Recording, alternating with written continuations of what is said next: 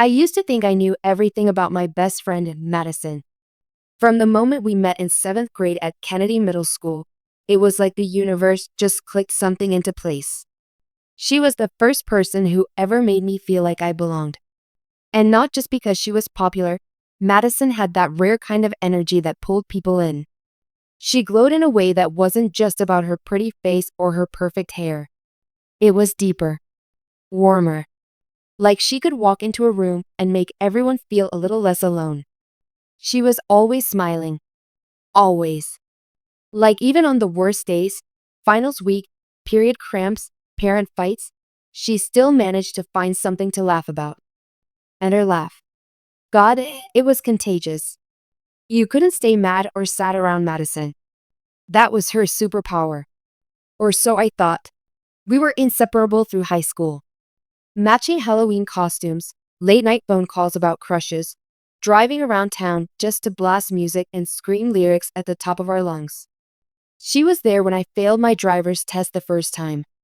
I was there when her ex cheated on her junior year. We promised to go to college in the same city, even if we didn't get into the same school.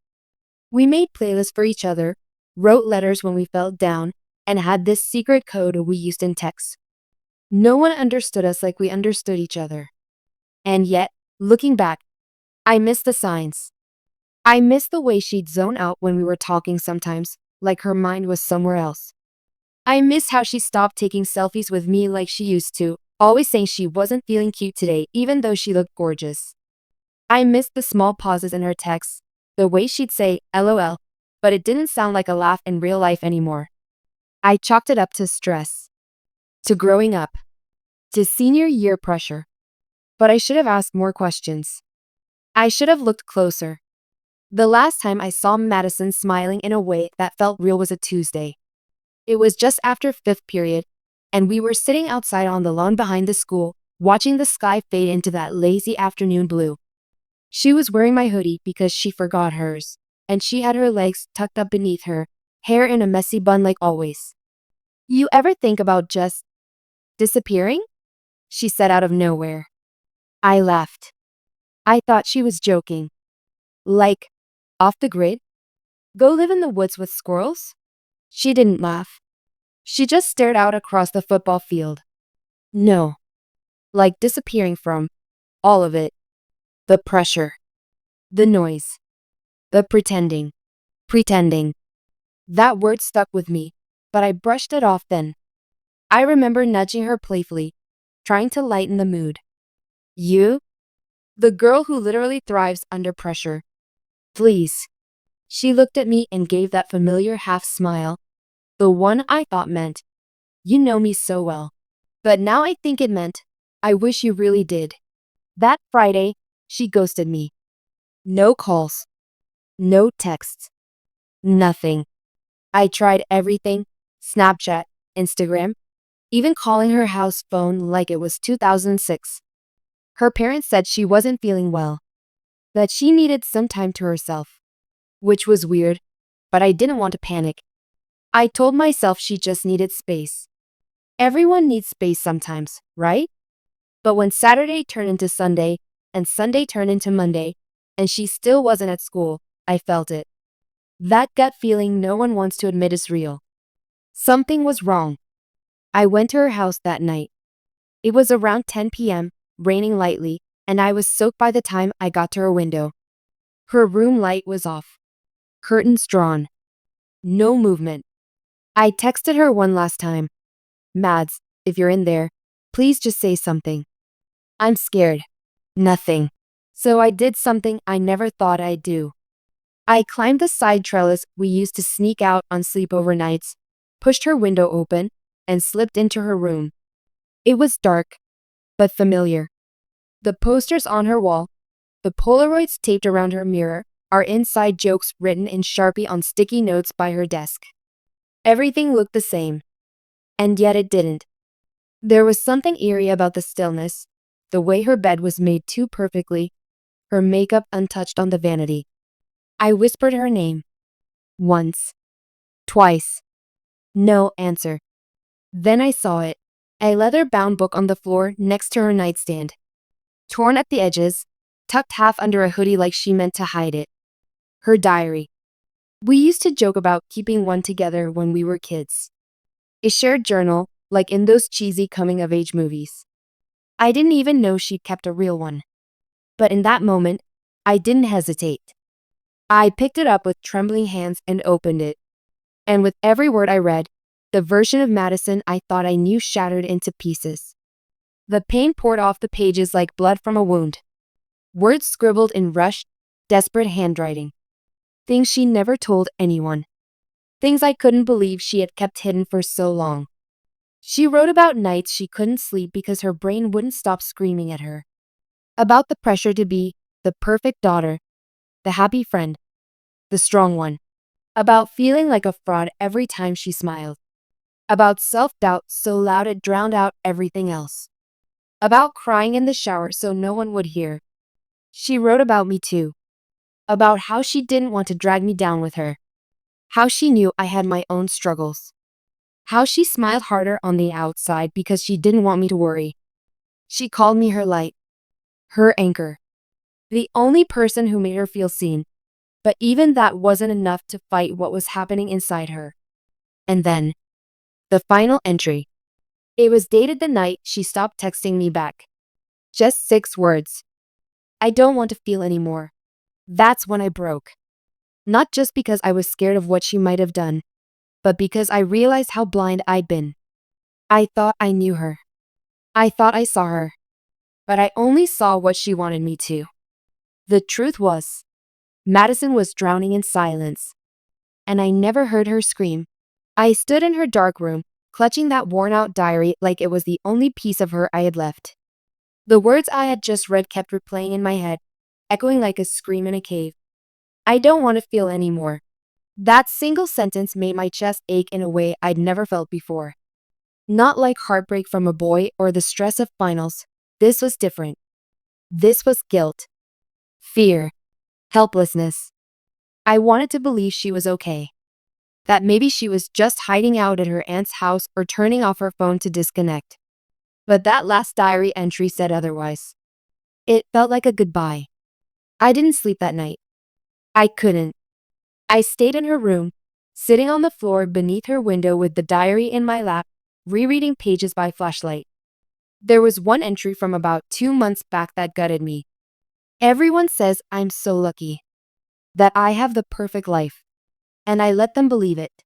Because if I told them the truth, that I feel empty no matter how many people like my posts or compliment my outfits, they'd just think I'm ungrateful.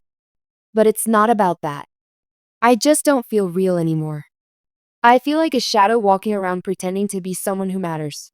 I had never seen her like that. And it killed me to know she felt like she had to hide that from me. From everyone. The next morning, I confronted her parents. I didn't tell them about the diary. I wasn't even sure if I had the right to. But I asked again where she was. They were vague. Her mom's eyes were red and puffy. Her dad kept pacing. Something was definitely off. Please, I said. If something's wrong, just tell me. I'm her best friend. Her mom looked at me, then broke down. She told me Madison had left home Saturday night after an argument. That she didn't take her phone or her wallet, just her old denim jacket and some cash she'd stashed away. They hadn't heard from her since. They'd filed a missing persons report. The police were looking, but because she was 18, the search wasn't urgent. She hadn't technically run away, and there was no evidence of danger. Just silence. That's when I told them about the diary. Her mom froze. She asked to see it, and I hesitated. But then I remembered how Madison had written, I don't want to be a burden. That was how she saw herself, even to her own parents. I needed them to know. They needed to understand the pain she had never shown. We sat on the living room couch, flipping through the pages together. Her dad got quieter with each one. Her mom started sobbing. They had no idea. None. They thought the therapy sessions she went to last year were helping.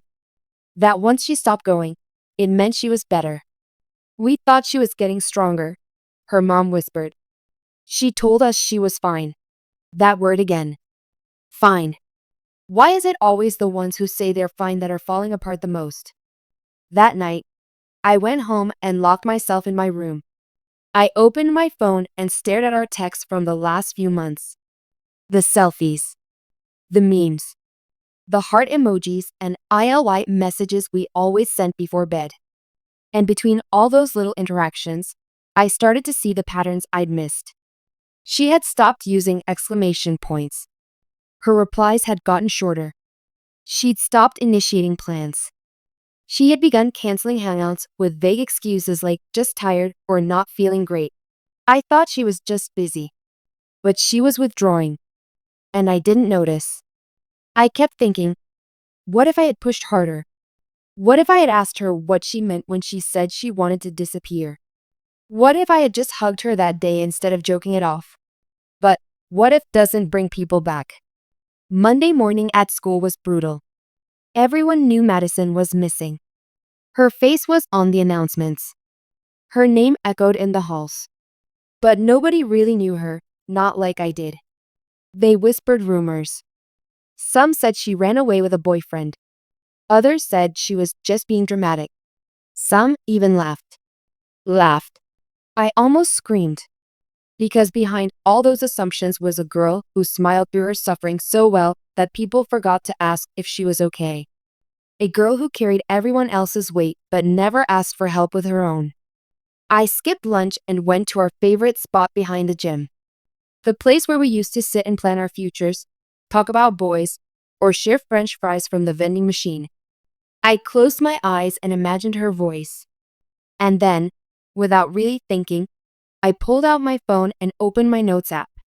I started typing. At first, just random memories. Her laugh. The way she used to braid my hair when I was stressed. The time she helped me rewrite my essay at 2 a.m. just because she believed in me more than I believed in myself. Then it turned into something else. A letter. Dear Madison, I don't know where you are right now. If you're okay. If you're even still reading the pages of life the way I'm reading yours now. But if you're out there, please hear this. I see you now. All of you. Not just the smiles. Not just the bright, bubbly girl who made everyone feel special. I see the cracks you hid behind that light. The pain. The weight. The silence. And I'm sorry. I'm so sorry I didn't see it sooner. You are not a burden. You are not broken. You matter. To me. To your parents. To everyone who ever got to feel the warmth of your presence, even for a second. If you're scared, come home.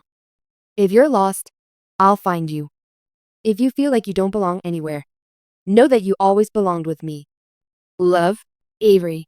I hit post and shared it anonymously to our school's social media confession page, not expecting anything. But within an hour, it had hundreds of shares. By the end of the day, the entire town was talking about Madison, not just the girl who was missing, but the girl who mattered. People began commenting about moments when she had touched their lives.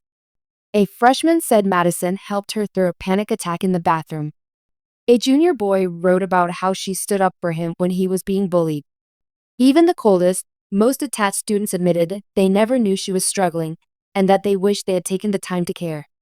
But one comment changed everything. A simple reply to the post. From an anonymous account. She's not gone. She just doesn't know if she wants to come back. My heart dropped. It had to be her. It had to be Madison. I stared at the screen, my heart pounding. That comment, she's not gone. She just doesn't know if she wants to come back.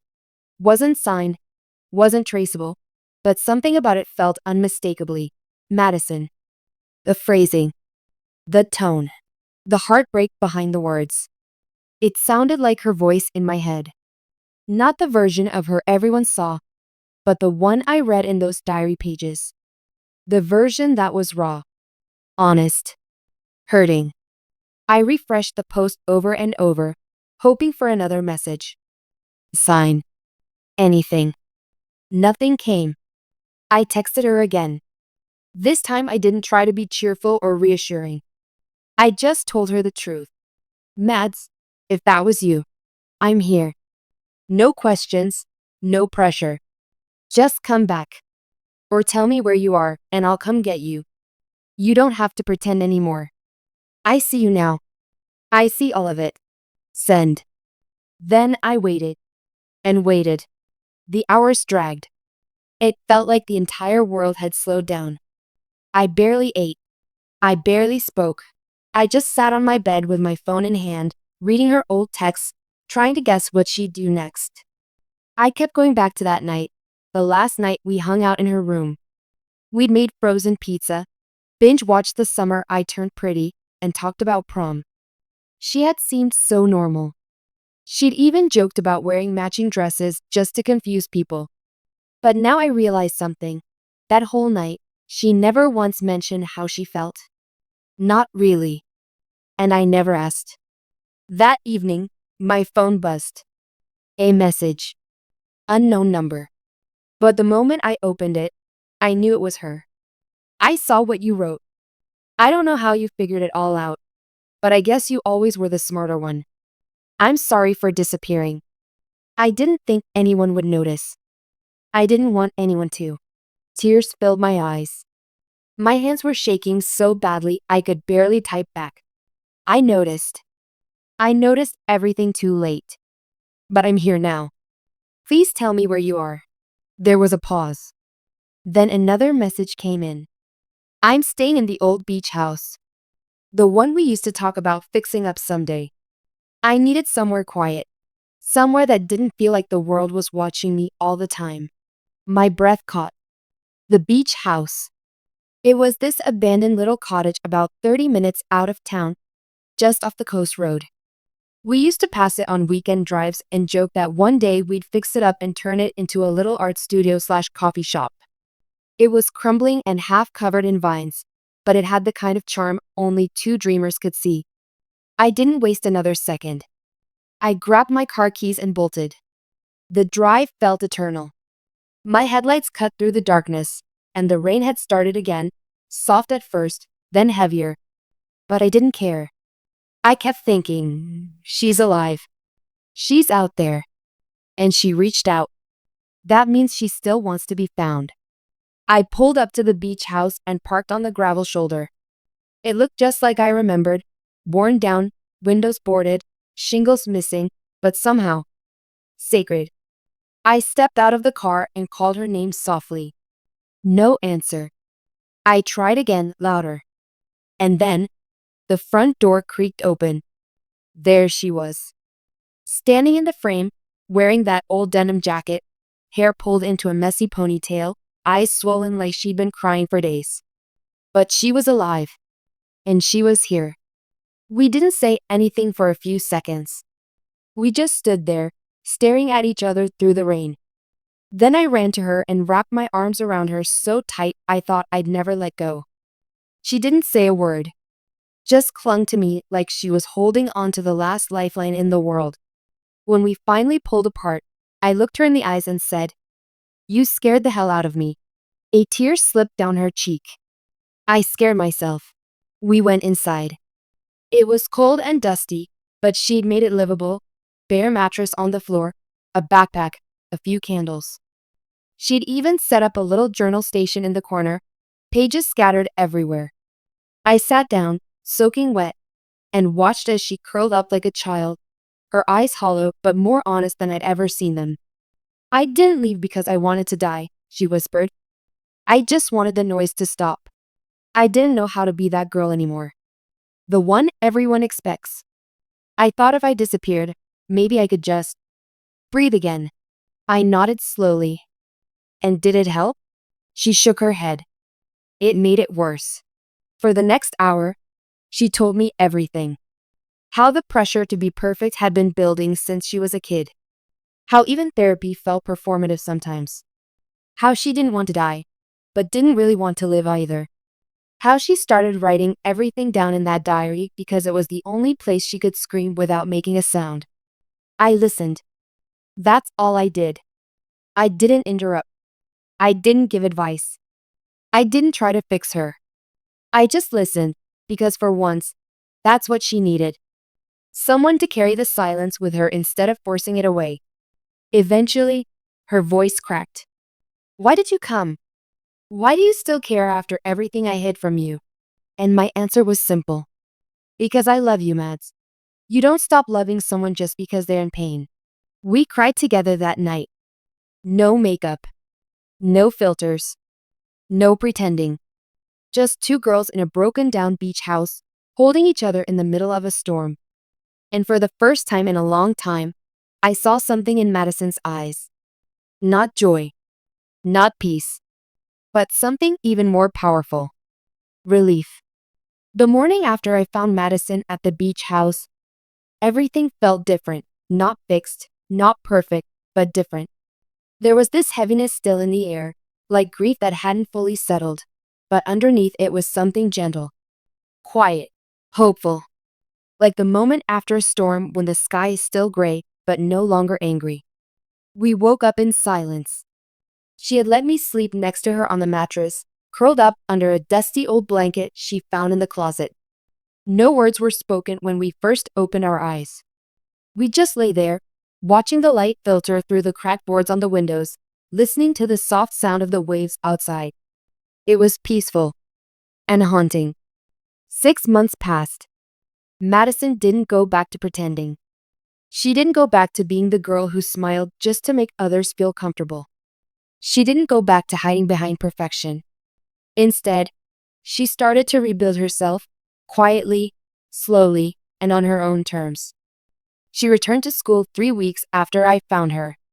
People stared. Of course they did. Whispers followed her through the halls. The girl who went missing. The girl who ran away. The girl who had a breakdown. Everyone had a theory, but few had the courage to ask her directly. And honestly, I was glad they didn't. Because Madison didn't owe anyone an explanation. Not for surviving. But something unexpected happened. The more honest she became, the more others followed. One afternoon in English class, our teacher asked us to write a personal essay about a time we felt invisible. Madison didn't hesitate. She walked to the front of the class, voice shaking slightly, and read her essay out loud. I used to think the worst thing in the world was being alone. Now I know it's feeling alone while surrounded by people who think they know you. I was the girl who smiled the widest, who helped everyone with their problems, who laughed so loud people assumed I had no reason to cry. But inside, I was drowning. And nobody saw me, not because they didn't care, but because I became an expert at hiding. I'm not hiding anymore. And if you're out there, silently screaming like I was, I want you to know, you're not invisible to me. When she finished, the room was silent. No one moved. Then, a girl in the back, one of the shyest kids in class, raised her hand and said softly, I feel that way too. Another nodded. Same. And just like that, a door cracked open. The conversation shifted.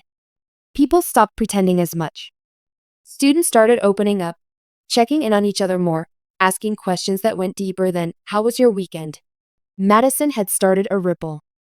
She didn't mean to become a voice for others. She just wanted to survive. But sometimes, survival is the bravest kind of leadership. And she led by example, with honesty, vulnerability, and grace. That spring, she started a school support group with the counselor called the Quiet Room. It met every Friday in the library after school. No sign-ups. No pressure. Just a safe space. The first week, it was just 5 of us. By the end of the semester, nearly 20 students came regularly. We talked. We cried. We sat in silence sometimes. We wrote letters we never sent and read poems we were scared to share. Madison never acted like she had it all figured out. She just made room for everyone to not be okay. And maybe that's what made her so magnetic, so powerful. She made it okay to be real. We went to prom together, both of us, not with dates, but as a duo like always. Matching black dresses. Gold accessories. We danced like idiots. We didn't care about crowns or photos. We cared about surviving a year that had nearly broken us and doing it together. That night, While we were slow dancing to some cheesy 90s love song, she leaned her head on my shoulder and whispered, "Thank you for breaking into my room that night." I smiled. "Thank you for writing it all down." She chuckled softly. "I didn't write it thinking anyone would read it." "I know," I said. "But I'm glad I did. Because that diary, the one I had found on her bedroom floor, was more than just a book of secrets. It was a map. A way back to her. A way back to us. And even though it was filled with pain, it gave me the chance to see the real Madison. The one who wasn't always okay. The one who sometimes needed help. The one who was strong because she asked for support, not in spite of it.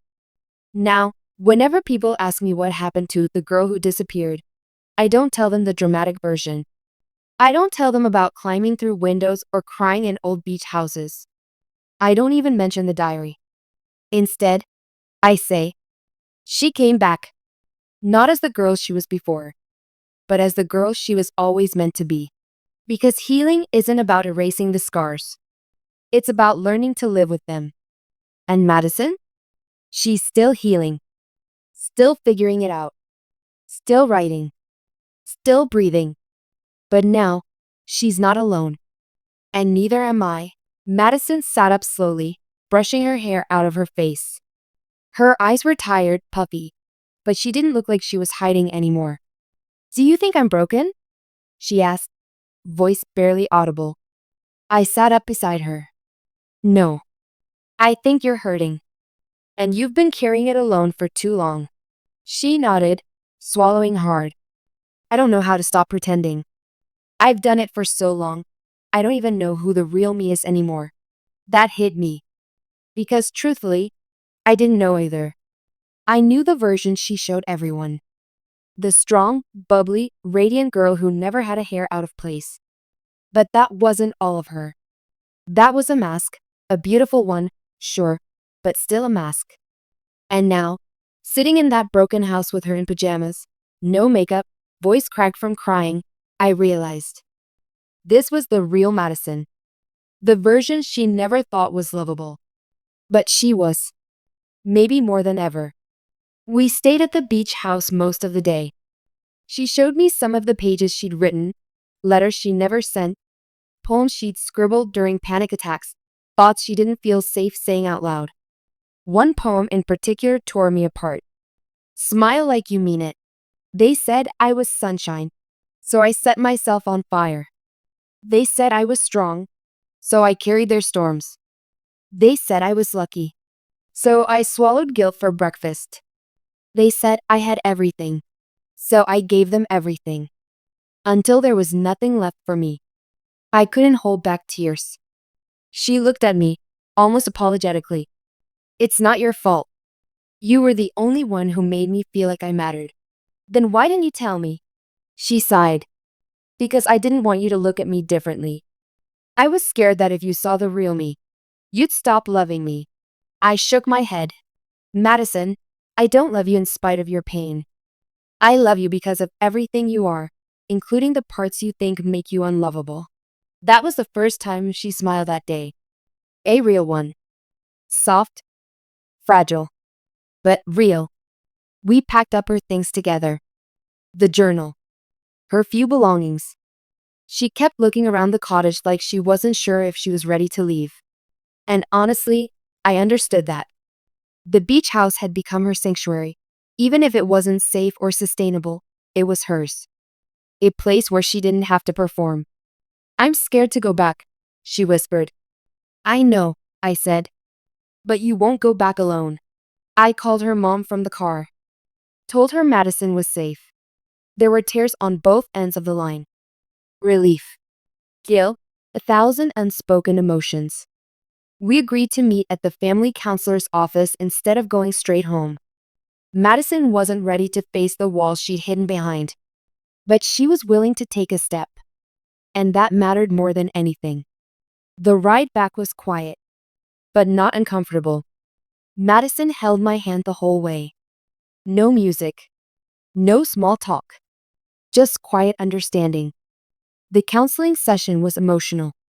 Her mom broke down, saying how she felt like a failure.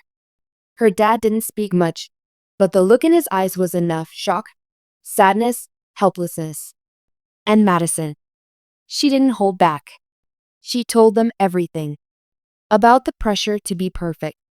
About how even their praise sometimes felt like a prison. About the nights she'd sit in her room, afraid to ask for help because she didn't want to ruin the version of her they believed in. Her voice shook. Her hands trembled. But she said it. Out loud. And that alone was a kind of victory. Her mom cried the whole time. Kept saying, "I had no idea. I thought you were happy." Madison said something I'll never forget. "That's the problem. I didn't feel like I was allowed to be anything but happy." That hit all of us like a gut punch. Afterward, the counselor asked Madison what she needed from everyone moving forward. She paused for a long time, then said, "Just let me feel. Let me have bad days without acting like the world is ending. Let me cry without trying to fix me. Just sit with me in the mess sometimes." I looked at her and nodded. I could do that. We could do that. Because healing doesn't look like a big dramatic moment. It doesn't happen all at once. It's slow, uneven, messy. It's crying at random times and laughing too hard the next day. It's writing poetry in the middle of the night and finally answering the phone again after weeks of silence. Madison didn't magically become okay after that day. She still had low moments. She still struggled with the guilt of leaving. She still doubted herself, sometimes more than I wished she did. But she was trying. And for the first time in a long time, she wasn't trying alone. We started doing check-ins. No pressure, just a simple message every night. "How's your heart?" Some days she'd reply with "better." Some days she'd just send an emoji. And sometimes she wouldn't reply at all, but I still sent it every night without fail. Because she mattered. Because she was still here. Because even broken girls deserve to feel whole again.